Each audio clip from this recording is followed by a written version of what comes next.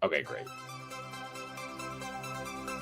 Welcome to Salaam Nerds Podcast. We do reviews and recaps of your favorite TV shows, movies, and current events.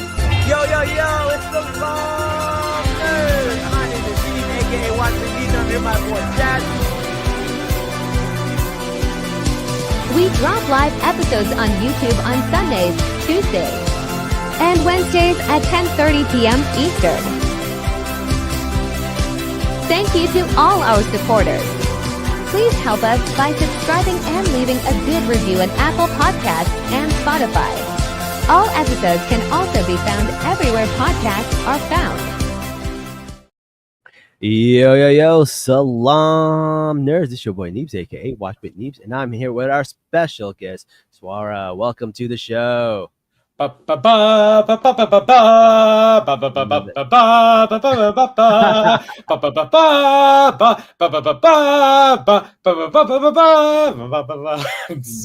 to be here discussing Superman. Oh my god, I'm so happy, man. I'm loving the shirt. So this is like a shirt I got from Hot Topic. I have to admit to you, like, that it's not the best quality. I wish I had gotten the shirt from DC directly. There's another Superman shirt I got from DC, which is like all of the Superman symbols, like since the Superman started, like in a grid sort of thing, and it's amazing. It's one of my favorite shirts. But yeah, I had to wear like the one representing the film tonight, and I'm so excited. Nice. I love this film so much. Really? All right. I'm so excited to discuss. I'm excited to discuss it too. I'm excited to discuss it. I love how the Superman uniform basically like matches the Miss Marvel uniform in the back. I mean, yeah. That's so cool. Yeah. I mean, the primary colors, blue, yellow, red. And I think it's not because like there definitely was at least to some degree, a representation of Superman representing America, the immigrant experience, all of that. Yeah. But I think it really also just comes down to the fact that these are just very striking colors. Yeah. And we'll get into talking more about Superman as a character later in the episode. Yeah, I'm excited to talk about it. It is so nice to see a Superman smile, in my opinion. One of my favorite things about this movie is that as he's saving people, he remembers to smile. And that's my favorite thing. Like, he saves the lady and she's puts her on top of the building. First thing he does is smile. When he saves the people in the building after the Bravian hammer laser shoots all of them, he goes, "Are you okay?" They say yes. He smiles.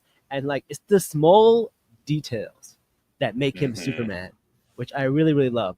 Now, I will say, this is not my favorite Superman, but he is. So who's your favorite? So my favorite has always been Christopher Reeve for a long time. Understandable. Respectable. But I think the most underrated is Tyler from Superman and Lois. I don't know if you've seen Superman and Lois, but I love that show. I think it's so good, and I didn't expect to like it. I did not like him when he was cameoing on Supergirl. I thought he was a terrible Superman, and it's one of the times where I was proven wrong, and I was glad I did. But he definitely, David Cornswet is definitely in my top so good 3 at least. He's such an amazing actor. He has all these different mannerisms. He has such precise control, and with the direction and writing from James Gunn, it's just a perfect blend in creation and honoring this iconic character and his supporting characters and his mythos. And I'm just so freaking happy with this film, man. It's just, yeah. But before, if I can like detract a little bit, in the notion of like trying to be like Superman, always trying to do good, we have to discuss what's going on in Gaza right now. Sure. I just want to discuss this briefly. Y'all may have seen on the news, the Israel starvation campaign on Gaza is reaching absolutely catastrophic levels. It's absolutely terrible to watch this forced starvation and engineered famine. This is not to like lose hope, never lose hope, but rather to say, please, please, please, please support families in Gaza directly through their GoFundMes, through their Chuffed campaigns, and also on organizations to support. Please support the Sameer Project. That's SAMEER. They do such fantastic work. They are a verified organization helping people. And again, let's be like Superman, because honestly, and this is like the message of the film, to not to get too far into spoilers, but rather just to say, collectively we are Superman. Right. That's really the point I think that the film drives home. And we'll also get into, obviously, as has been thoroughly discussed online even before I saw the movie, context. I was on my honeymoon when the film came out, and we got back Tuesday. I saw it with my wife and a bunch of friends on Friday. And so like the Friday the 18th, and I had mostly avoided spoilers, but inevitably some leaked through that the spoilers that made me more excited to see it, honestly. So coming from places you wouldn't expect to see spoilers, right? Like on a superhero website or a comic book website, but on pro-Palestinian website, you're like, whoa, spoiler for Superman on here? Like, what? Here's what happened. So in one of my Instagram group chats with some nerdy friends of mine, one of them, good friend, but he can be a bit excitable at times. I don't think he'll mind me saying that. He didn't know I was on my honeymoon, and like he messaged me being like, I hear the new Superman film is anti-Israel, and I'm like, don't say anything. I haven't seen it yet, but I'm also at the same time, I'm so excited to watch this film. So we'll get more into it. No, I was not sure, because usually what happens is if I see something Superman related, I scroll up real quick and like hope that it didn't register, right? And part of me thought like, oh great, they made it pro-Israel, because I was like, how could you get away with something like that in Hollywood? That doesn't make sense. So my brain probably went like, oh great, they're going to figure out a way to make Israel the good guy. And really, the way they did the story, the thing is, they never say Israel. They never say Palestine. But the fact that everyone associates Israel with the aggressor fictional country in this movie says more about Israel than it does about the movie. No, Zionists were losing their mind online. They were like, they were literally, is this play about us? Are we the baddies? Are we the baddies? Yeah, and this fictional Eastern European country, Moravia, attacking a brown, visibly Muslim country, Jodhanpur, which, by the way, these are countries, at least I know Jodhanpur exists in DC Comics. They both do. Yeah, and it's a South Asian coded country, obviously with a name like Jodhanpur, and I think they had a leader named Rama Khan. So like, Rama Khan. No, but it's still like I would say, as someone who's not South Asian myself, but West Asian, still like we have our regions have this shared history of horrific colonization, from Western powers, and that's part of like why there's such deep solidarity with Palestine and in South Asia. But it's Jodhanpur.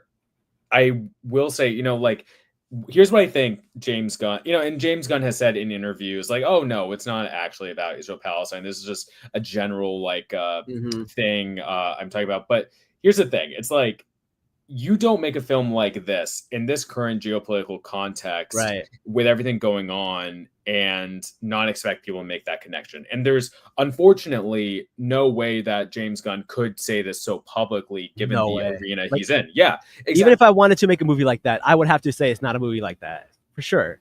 Unfortunately, that's what Hollywood is.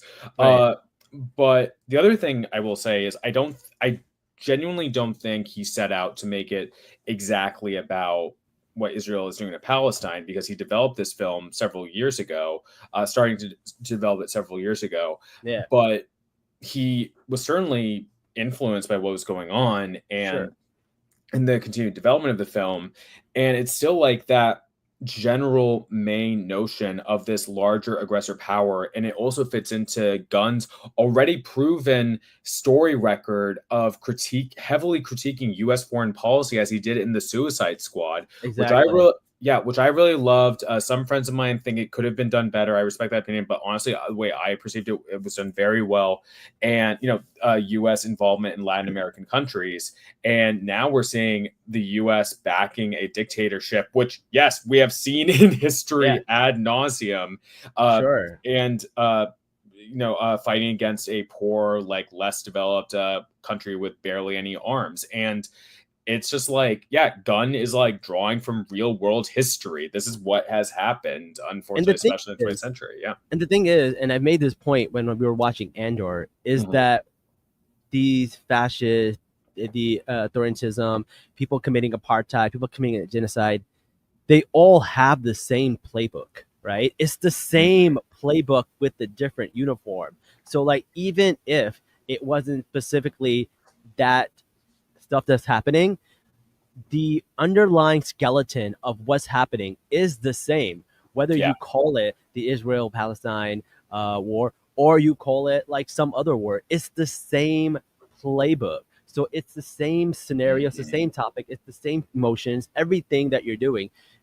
It's the same. So it doesn't even need to be specifically about this for Yeah. you to have an emotional connection to what's going on and maybe take a step back and think, are we the baddies? What are we doing to help this? What Mhm. are we doing? Like, we're trying to save people. And that's what I really loved about the Superman movie is that Superman wasn't political. He had one goal, and it was to save people.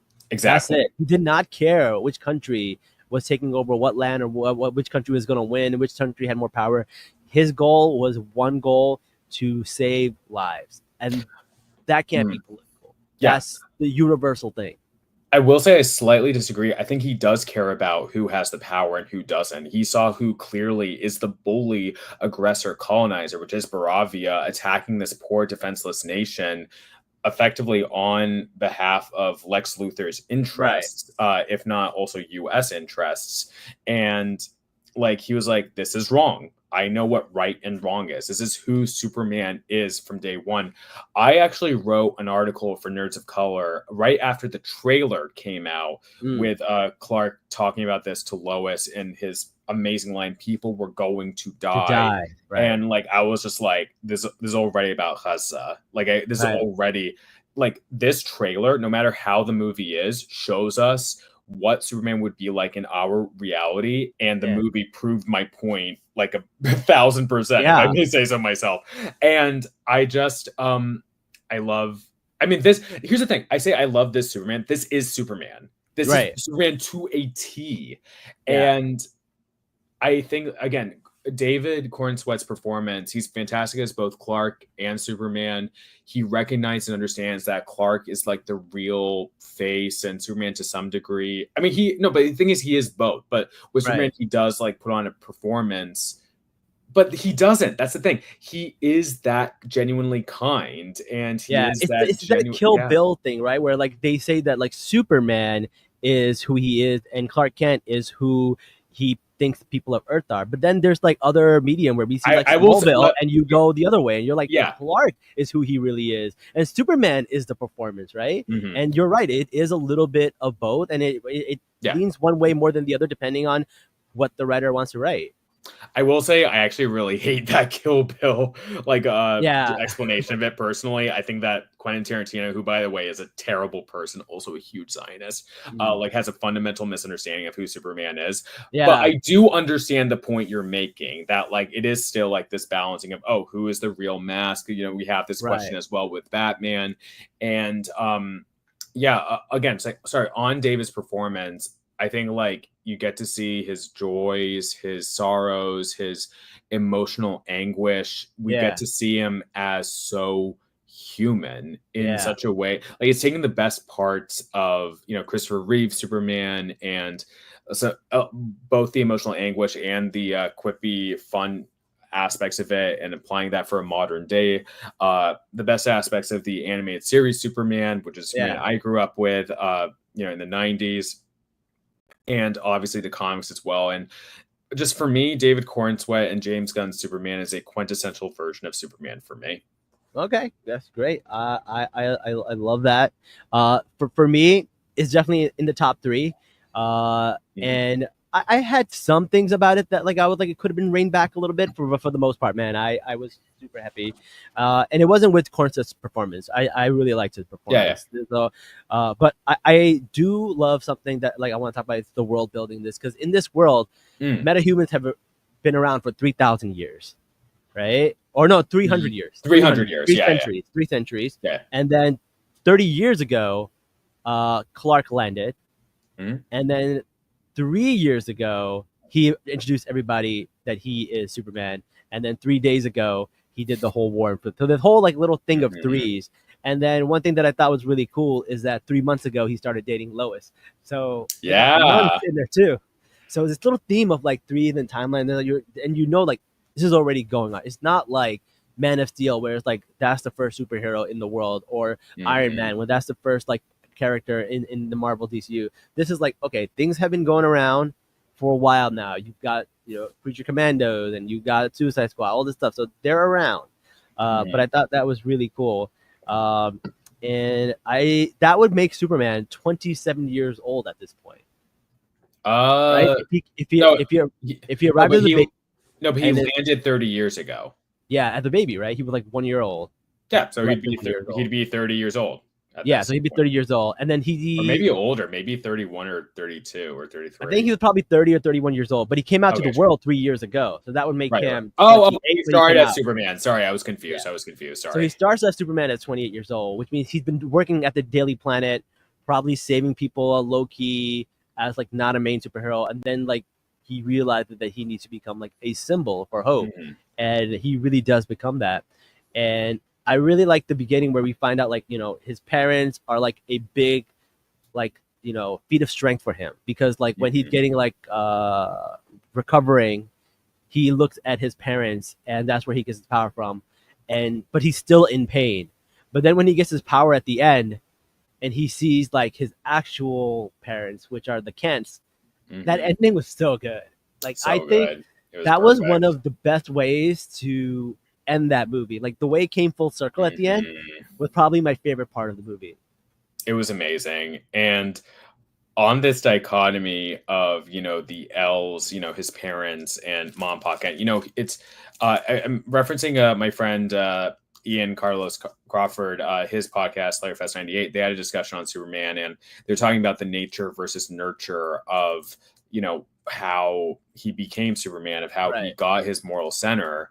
And I think that, yeah, it was said in the film, Pa Kent said to him, it says so much more about you of how you interpreted the message, at least the first part of the message, than it does about whatever that message was. So let's get into like talking about the message itself Right. and this twist that apparently the L's sent Clark to Earth in order to quote unquote rule over them with strength and Take as apparently many like wives. take as many wives. Okay, here's the thing. I know this makes the L seem to be quite villainous. I was Totally expecting understand there that. to be a fix at the end to say that it wasn't true, and they Right. just left it. That was pretty surprising. Well, here's the thing. I'm just to address that point.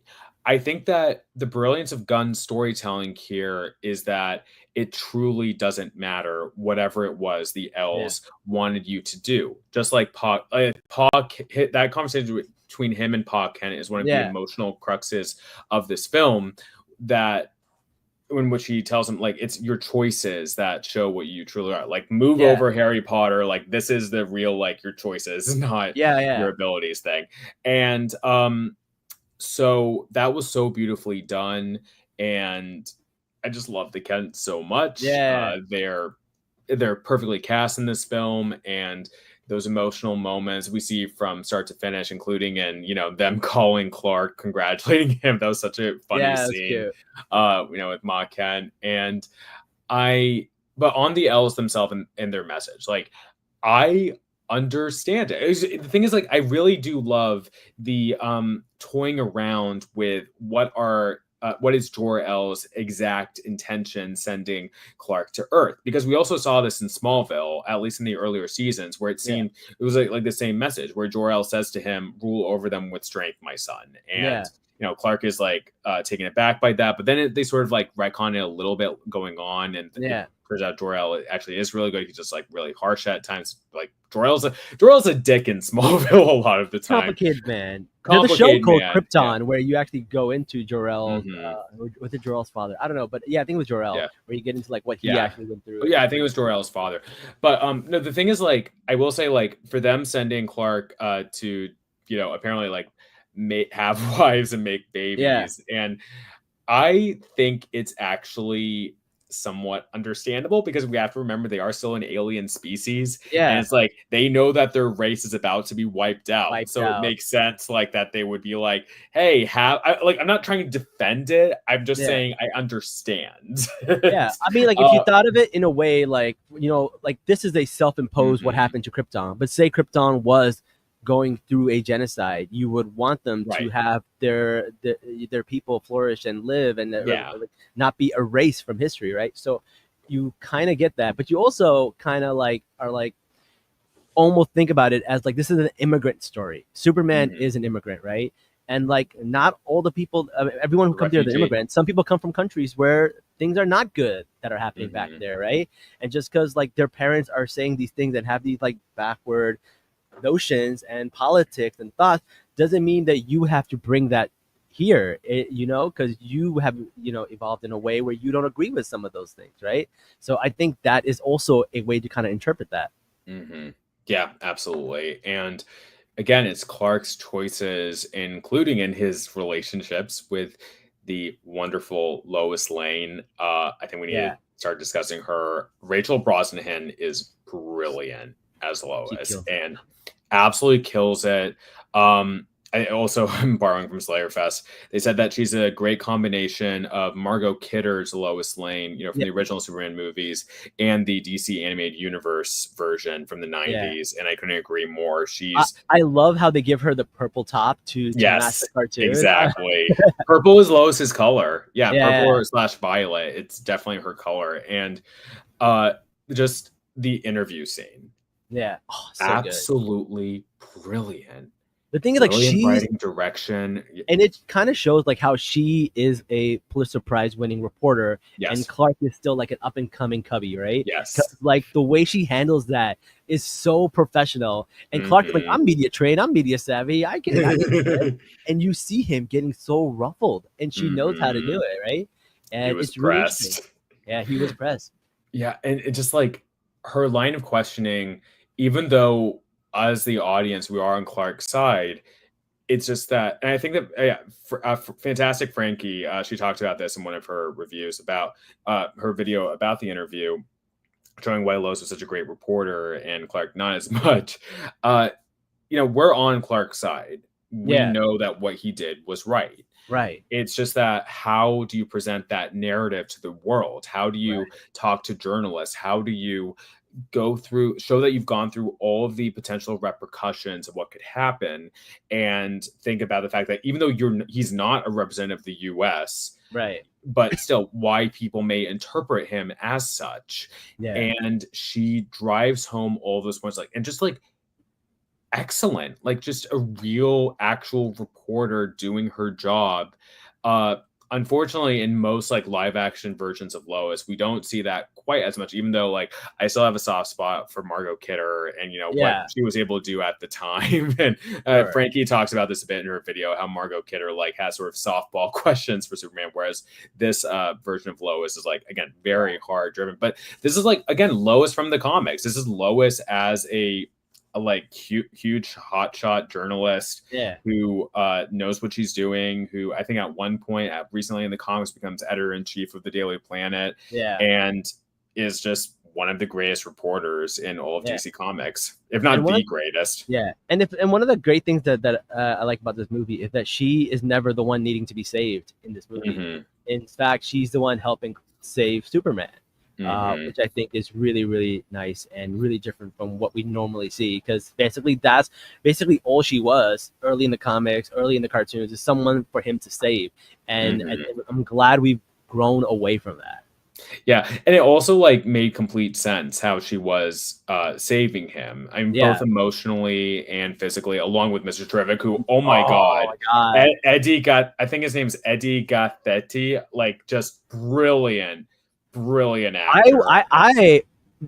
I had very low expectations for this character because I watched the Mhm. CW shows and I was like, listen, they didn't do a great job with Mr. Terrific, and here Yeah. I would say they did a terrific job with Mr. Terrific. Exactly. I really, really liked it. Like the idea to play him as a more stoic person Mhm. was really great, and it really worked with this ensemble because we have like Superman who's like lighthearted. You got this obnoxious asshole, which is Guy Gardner, and then So you got good. someone who's like a little apathetic and Hawkgirl, and then it made sense to have him be the one stoic guy, right? And I Mhm. thought that was really good. I was very happy with how much screen time this character got, the way he was played, and the way it was portrayed. I thought it was fantastic. So good. And okay, this might be problematic of me, and please feel free to call me out, audience. Like, just to, I'm not making, I don't mean to make this comparison just because he is a dark skinned black man, but he just reminds me so much of Raymond Holt from Brooklyn Nine-Nine.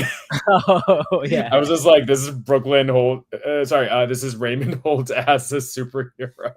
And that's I funny. know like Brooklyn Nine-Nine is propaganda. I know it's just like it remains, something I I think watch it's the voice. occasionally. I think the It's the voice voice does as it. It's the well. voice. Yeah, yeah. The voice and the The gravitas. monotone. Yeah. The Yeah, yeah. gravitas. What are your thoughts about bringing back the Trunks? Are you pro Trunks? So good. I'm absolutely pro Trunks. And Yeah, I think it was like David Cornsweet himself who said, we want him to look silly. We want yeah. kids to feel comfortable around I him. love that And explanation. He's like yeah. he is the greatest, strongest super being on the planet, and you don't Mhm. want him to be scary. So what do? You Exactly. put him in red trunks. And I was like, I buy it. I I buy it. buy That it. makes so much sense.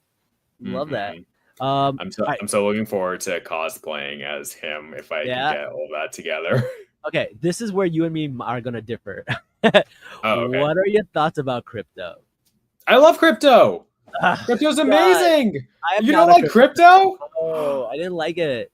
Why Though, not? Are you though not I a will. dog person, Neves? Is that what's going I'm on not a here? dog person. No, I'm really not. Sorry. Okay. Wow. Uh, Okay. Okay. I Well, know. I I'm know. a dog It's person, a even red though we flag. have a cat. My wife and I have a cat, I know it's a red whom we flag. love very much. But like, I'm my best I man. like dogs from afar. Like if you have one in the Yeah. park, I'm like cool to play with it. I don't need it in my house. I like hug and embrace like the day like we right before we went and saw the movie, went to my best friend, my best man's house. Yeah. We saw it for the first time, including meeting his dog for the first time. It was so cute, and I was just like hugging him all the time, Yeah. and so that like primed me even more for Crypto. Who's Mhm. like, listen, Crypto's a bat like He's not a a bad well dog. trained dog. He's not a well trained dog, but he is still a good boy. He still comes in when it really counts. Okay, I I will give you love this this. dog. I love I Crypto. will give you this. Crypto gave the most emotional anchor to this Yeah. movie when Superman said, "He's not my dog. He's not even a good dog, but he's alone and he's scared." And I was like, "Damn it, Yes. that's Superman. He's That is my Superman." he's gonna save the dog. It's like Lex Luthor can we'll talk about Lex. Lex, he'll restrain himself with Lex Luthor until Lex Luthor kidnaps the dog. Oh my And god. yeah. No, I really, really did like when he said that, and I was like, okay, I'll buy the Crypto. I hated everything about Crypto until that line, and then I was like, okay, you know what? You got me. You Fair take enough. that back, Neves. Crypto is a good boy. He's a Oh, good boy. When he was like pouncing on Superman while he had broken bones, I was like, God damn it, this is why I hate dogs. And he wouldn't listen. He was not a good boy. And He saved Superman. He dragged Superman to the fortress. What more do you want? Superman really had to make him do it, man. He had to spoon feed him. Like, here's my cape, take me.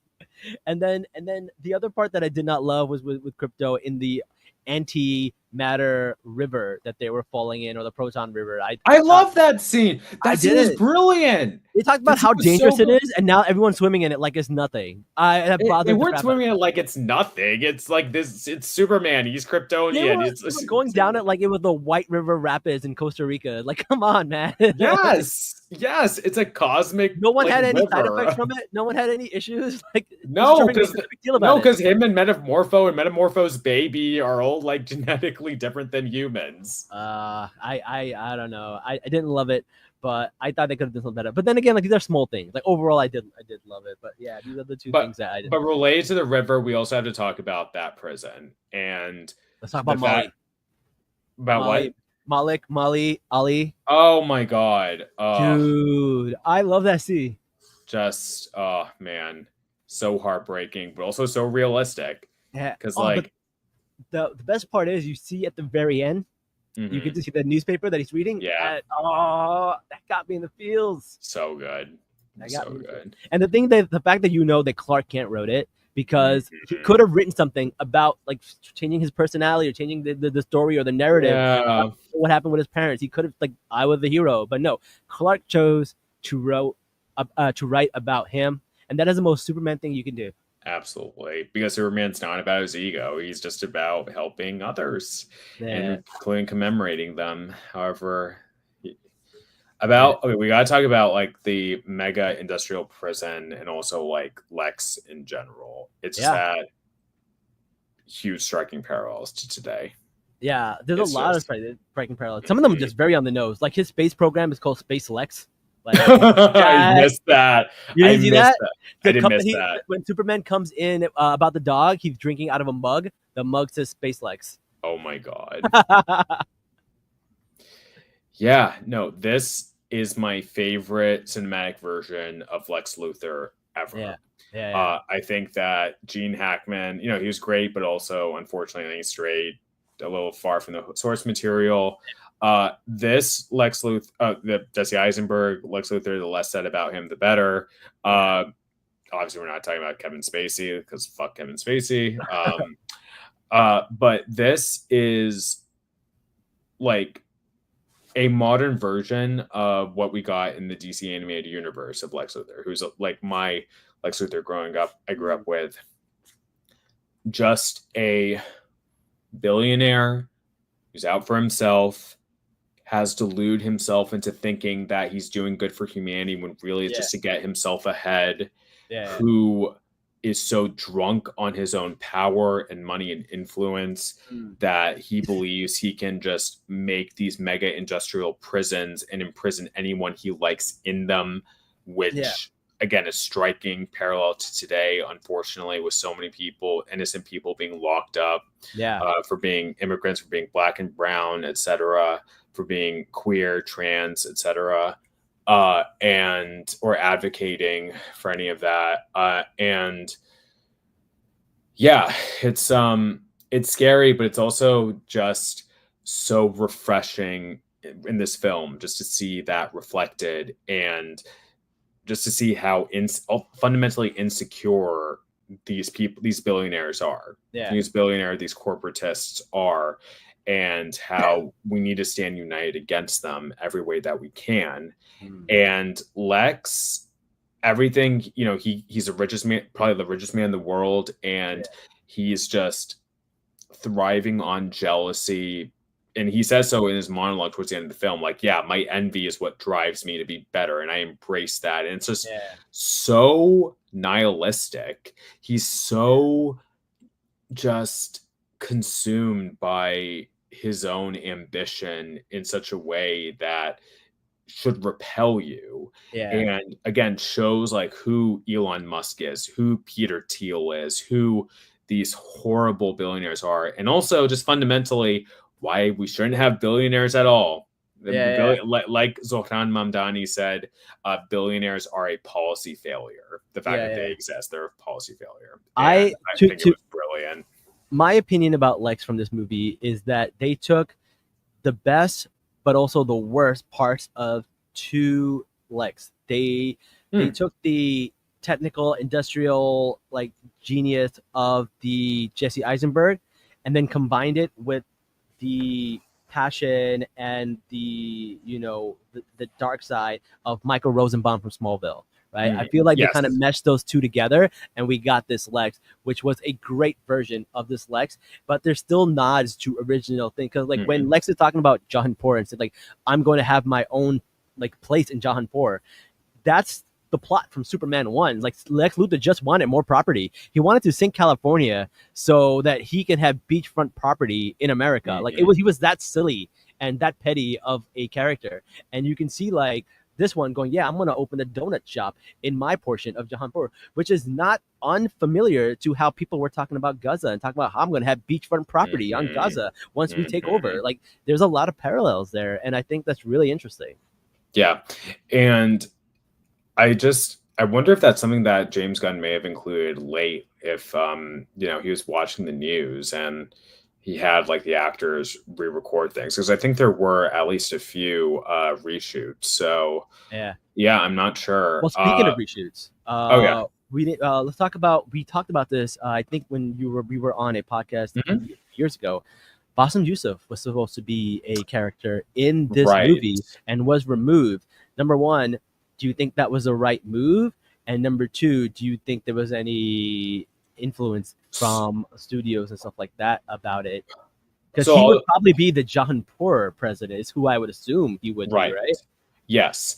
To that second part, I actually don't think there was any influence from the studios. I'm not Mm, saying this to be overtly generous, because Bassem being so very vocal, and the executives yeah, not liking that.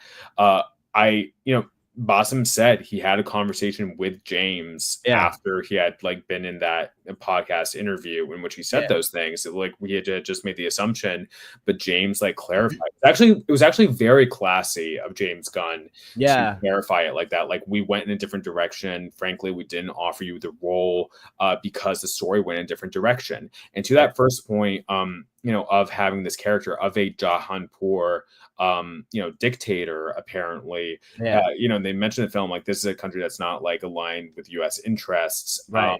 So presumably you may have like a dictator character.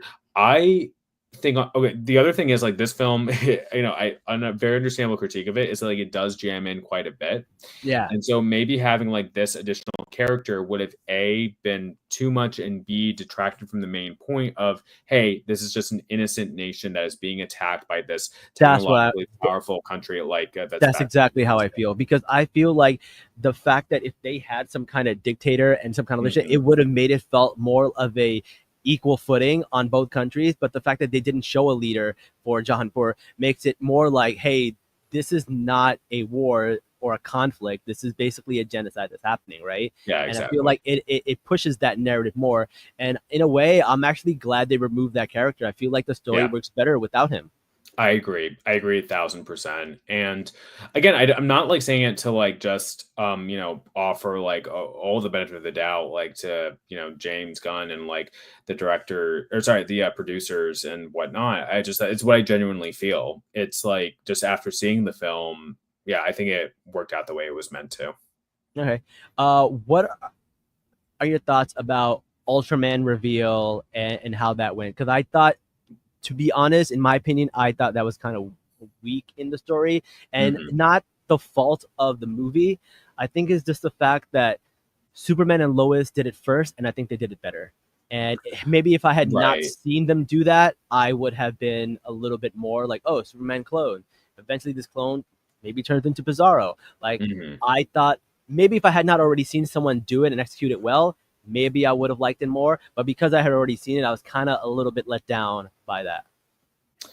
Right. So I haven't watched Superman and Lois myself, Oh, even though okay. I've heard great things. Um, I think I understand, just from like, seeing it written on paper, like, oh, they're just a clone. It's not so they've never done this before. But that's the thing. They are taken from the comics. Yeah. This character almost certainly is Bizarro, who like is basically flung through a black hole, probably to another dimension, probably to the Right. Bizarro dimension Bizarre where he World. becomes, where he becomes actual Bizarro. Yeah. Uh, but I do think it worked for the purposes of the film. I think it's meant to show the lengths that Lex goes to in order to, um, like beat Superman. But that's the thing; it's also like symbolic. It's like Lex is so jealous of Superman, but says like, oh, us humans are better, like I can prove my technology is better Right. than you. But what Lex ends up doing is just cloning Superman and Yeah. effectively appropriating him in a Yeah. way that's like an allegory for, they've been reading too much into it, but this is art, man. You can read whatever you want into it Yeah. if you have an argument. And yeah, it's like a white culture, for example, appropriating a black or brown or other immigrant culture and saying like, oh, this is mine now, I'm Yeah. just going to use it against you. That is cool. What are your feelings about the way they portrayed Metropolis, right? Because Metropolis has vibes of Cleveland, which is where like the Hall of Justice is and everything, but they also made it very much like Delaware, to the point where you can almost see Philadelphia from like Philadelphia type buildings, which I think they put in there just for David Cornsberg, because he's from Philly, which I think is really cool, because there was an old map that people didn't refer to for a long time. And now I think with the addition of the Penguin, making Gotham City, Jersey City, and making Metropolis, Delaware, I feel like they're actually like solidifying and making it like a map where you kind of have a visualization of like where these cities are now. And I really do like that. I kind of like this interpretation, where like before it's like Gotham is somewhere on the map, Metropolis is somewhere on the map, East Coast City is on somewhere in the map, and you don't know where all these things are. Sometimes they'll mention New York, and sometimes they'll mention DC, and it's so confusing. I like that they're kind of like, you know what, we're going to make it a grounded universe, and these places are actually going to have like cities on maps, and you're going to know where they are. I think that's really cool. What are your thoughts about that?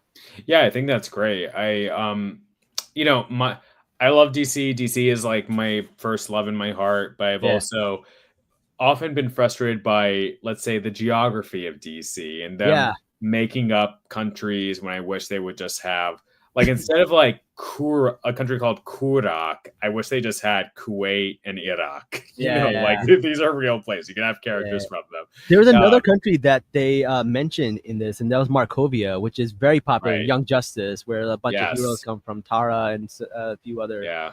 which I think is really cool. That was a cool little Easter egg. Nice. Yeah. I just but on the American cities.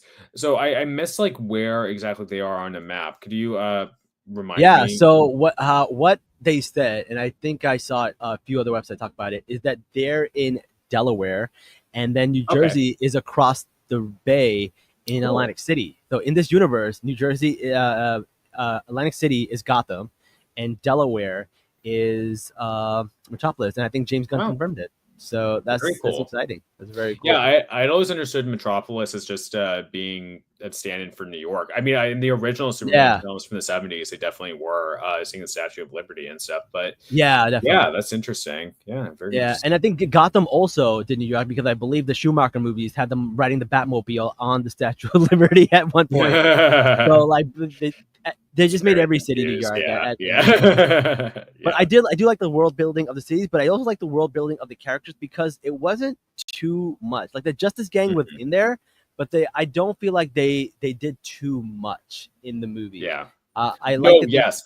This is something like I was anticipating, maybe like it got negative reviews because like they'd say it included too much of the Justice Gang. No, the Justice Gang were used perfectly. Yeah. And especially Mr. Terrific.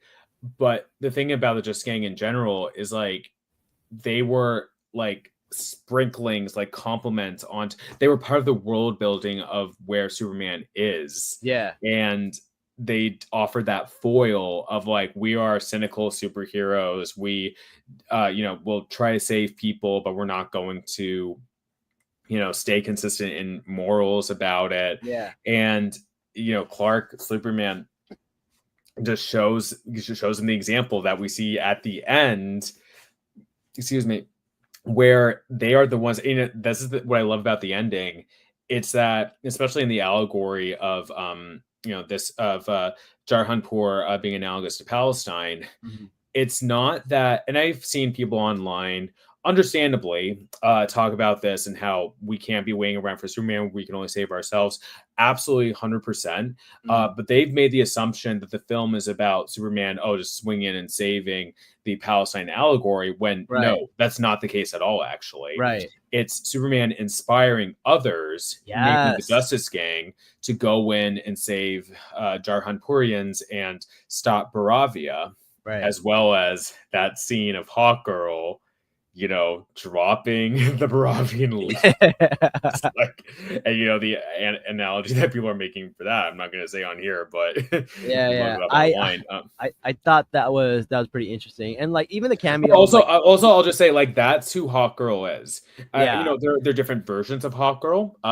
There's There's the original Kendra, there's Shira Yes. Hall, there's Yeah, Duke. Shira Hall. Yeah, and this is Kendra Saunders, who is the reincarnation of Shira, but also is very much her own independent person. Yes. And is dealing with, like, probably some of that apathy. And I haven't read her comics as much as I should, but like, I think it deals with suicide and stuff like that. Like really dark, like really dark stuff. Yeah.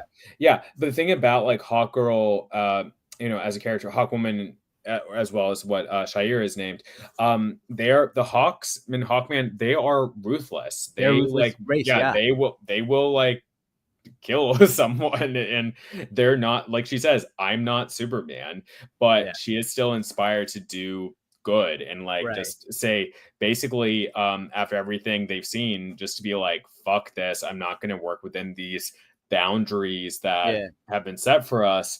And I actually want to get into like a discussion with you about, and the thing is, like, again, Frankie talks about this like very well in her video analyses on this. And can we just give another shout out to Frankie? Yeah, shout out to amazing Frankie. thing. She's doing such amazing I'm things gonna with see the her DC next week podcast. Amazing. Yeah, I'm gonna see her next week at Comic-Con. I'm really excited. I'm so happy. Oh yeah, wait, that's something we can announce. We're both on the Salaam fandom panel at Comic-Con. Yeah, we are. Yo, if you guys are going to Comic-Con, check us out at the Salaam fandom panel. That's gonna be exciting to watch. Yeah, I'm so excited. We'll coordinate after this. But anyway, like Frankie was talking about, like, what are the implications of this, of like the government systems, the geopolitical system not functioning, excuse me, in such a way that now superheroes, individuals with superpowers, effectively vigilantes, because guess what? They're all vigilantes, right? At the end of the day. Them stepping in, but then we also see in our real world our geopolitical systems failing, especially the people of Gaza, the people of Sudan, the people of the Congo, and elsewhere. So it just makes you realize, hey, I think the main thing to realize is, no matter what the exact answer is that, like, we need something different, because it's not working and people are suffering, dying, and like, the fundamental thing really is to be like Superman and save people just for the sake of that. Which I think takes me to the last point that I want to make, which is one of my another favorite part of the movie, is that Superman is punk rock. And I love that analogy. So good. And he goes like, Lois goes to him and goes like, the thing that I like about you is that, like, you see everything as beautiful. Everything is beautiful to you. And she is more of like a black cat, where she's kind of like a little more cynical of the world than Clark is. And he says, well, maybe that's the true real punk. And I was like, that's such a Clark thing to say. And I really did love that.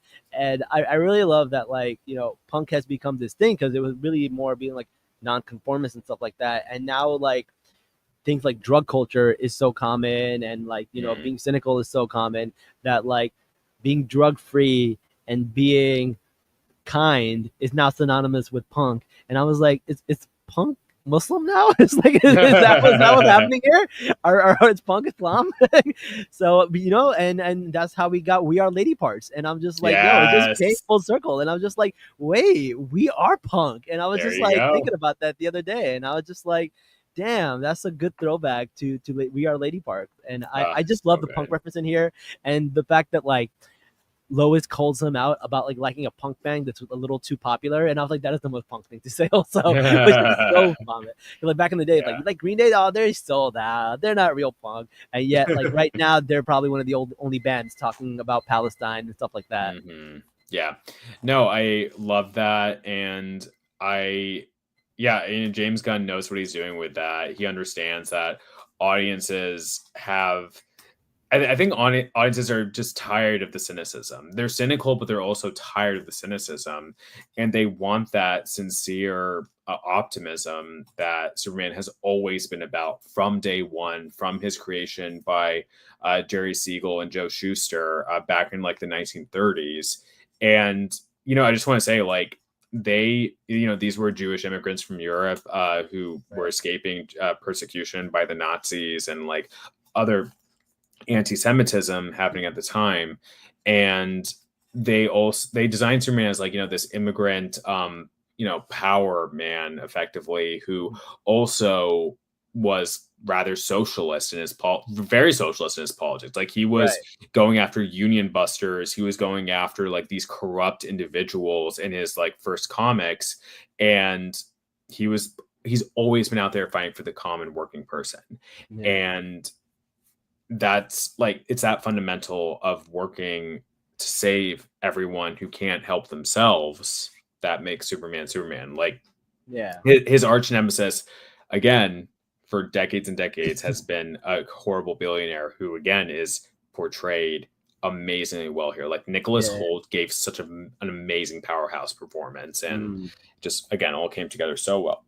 Yeah, I think a lot of people gave amazing performances, even small characters like Miss Tessmacher, like so good.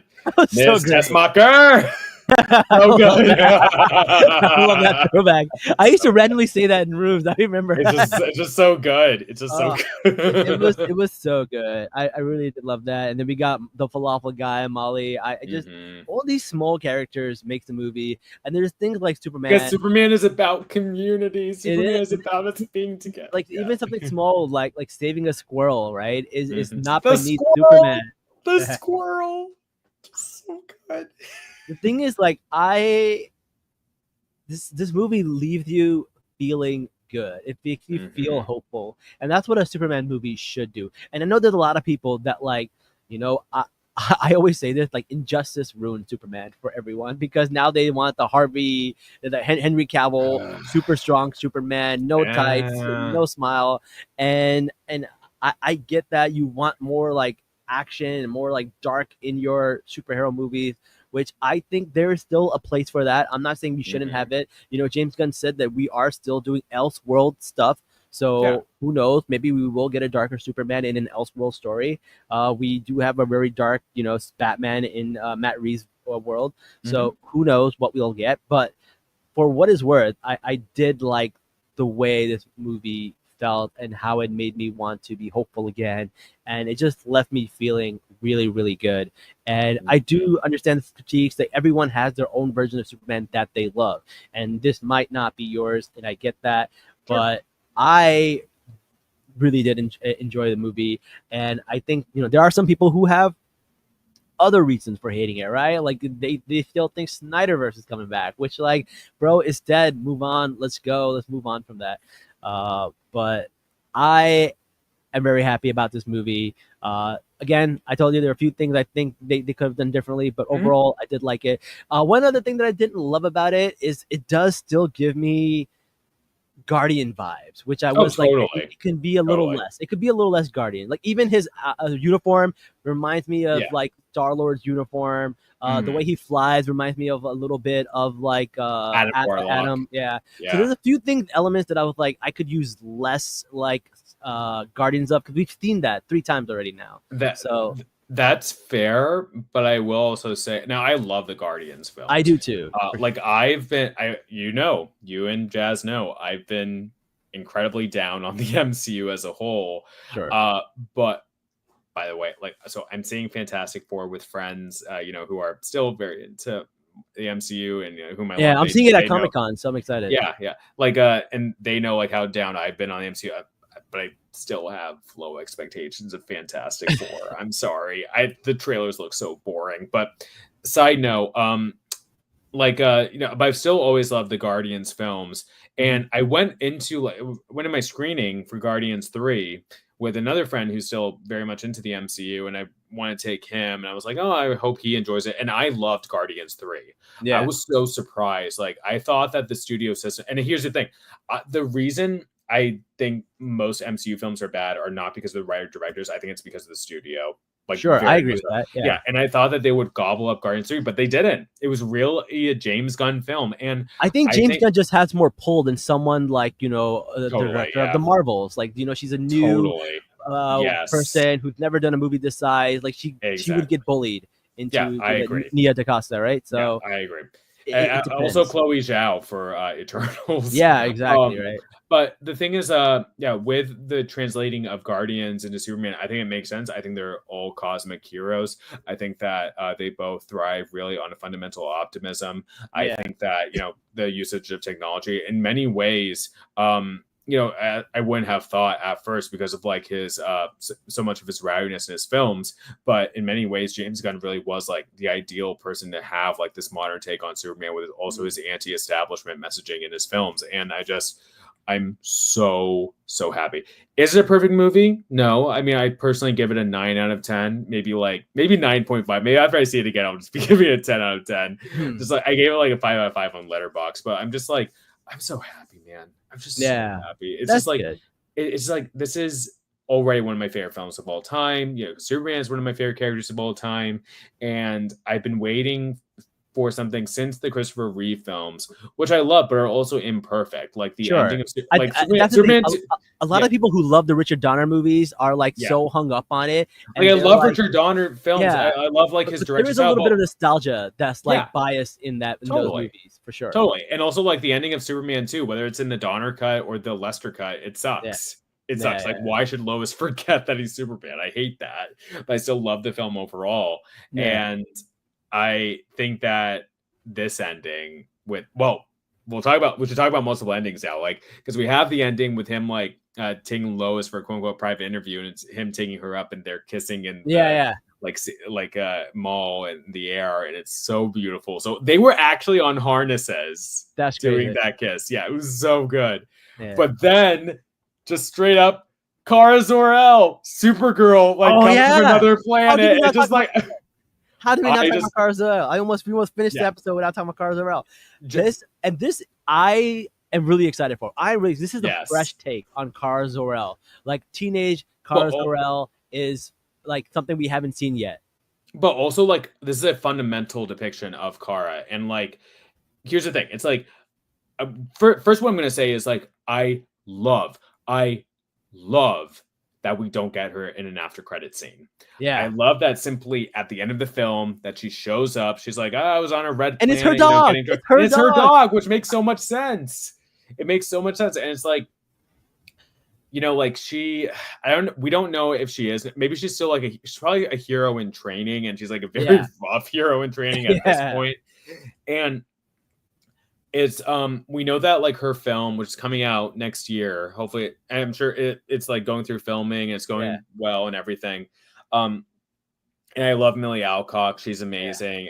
From House of the Dragon, as a younger Rhaenyra, just amazing actress. Yeah. So the thing about Kara is like Kara in any version, she is a mess.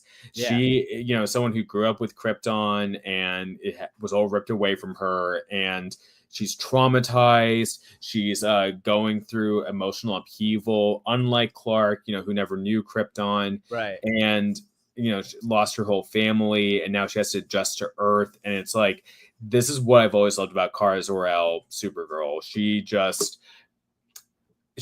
like she is a refugee, just like Clark, but a refugee who has the like memory viscerally of her homeland, of her home world, and like Clark doesn't know what to miss, right? Yeah, whereas she does. Mm-hmm. And it makes sense that like she just want to be getting drunk on other planets right now.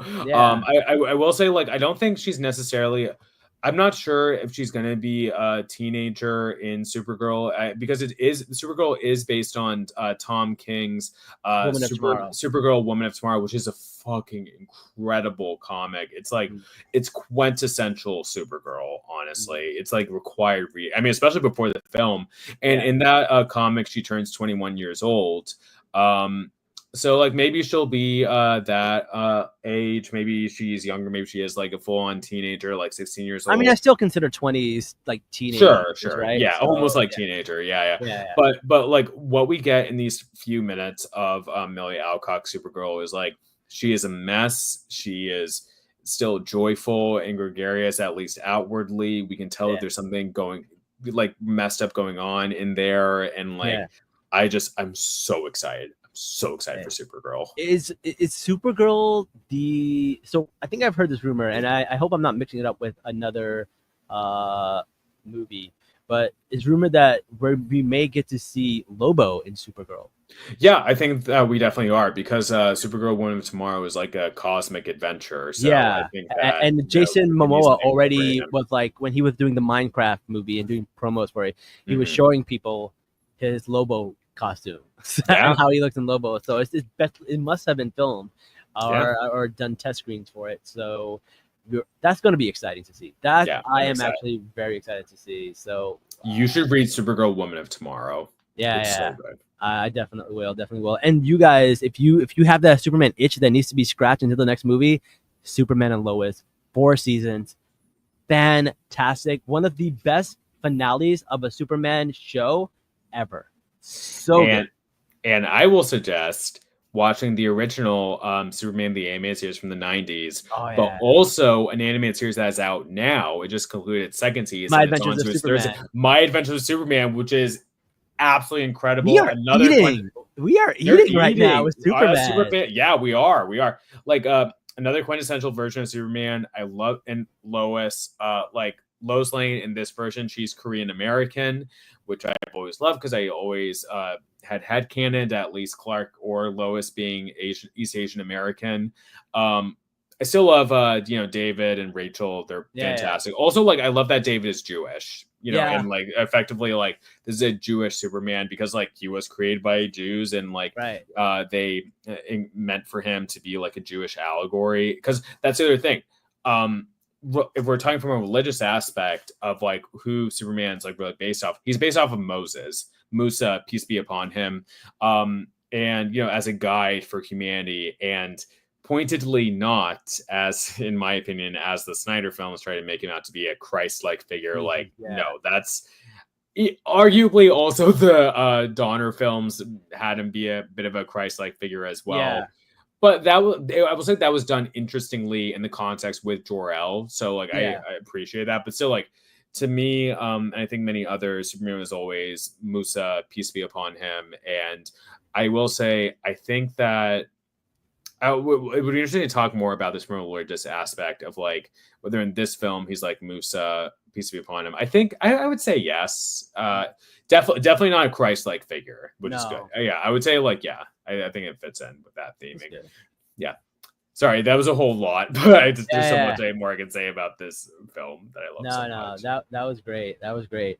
I don't know what else I have, but I am very excited for Woman of Tomorrow. I think that's going to be exciting. Where are your thoughts about the DC universe as a whole? Are you things are looking up? Yeah, still skeptical? So up. I'm incredibly excited. I will say I'm more excited to see Lanterns. Maybe than me too. Kyle Chandler as Hal Jordan is so spot on. And I have a friend who is working on that show.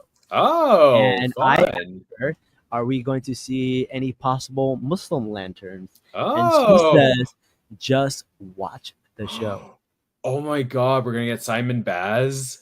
All she said is just watch the show. Oh my God. That's all she said. I'm so excited. She said she can't say anything else. So I am excited for that.